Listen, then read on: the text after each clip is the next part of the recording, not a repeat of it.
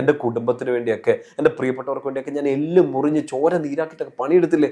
എനിക്കൊരു നല്ല വാക്ക് പോലും ഇവർ പറയണമല്ലോ, എന്നൊന്ന് മൈൻഡ് പോലും ചെയ്യണമല്ലോ.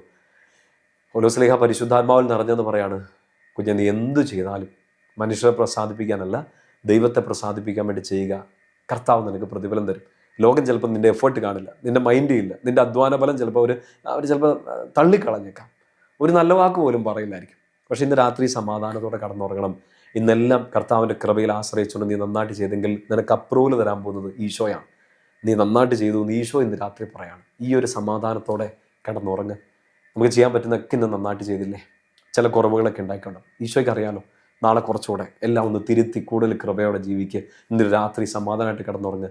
ഈശോ നീ ചെയ്തത് കണ്ടിട്ടുണ്ട്, ഈശോ നീ ചെയ്തതിനെ മാനിച്ചിട്ടുണ്ട്. ഈശോ നിനക്ക് തീർച്ചയായിട്ടും പ്രതിഫലം തരും കുഞ്ഞെ. സമാധാനമായിട്ട് കിടന്നുറങ്ങ്. ഈശോ നിന്നെ സഹായിക്കും, ഈശോ നിന്നെ അനുഗ്രഹിക്കുന്നുണ്ട്. അനുഗ്രഹത്തിലൊരു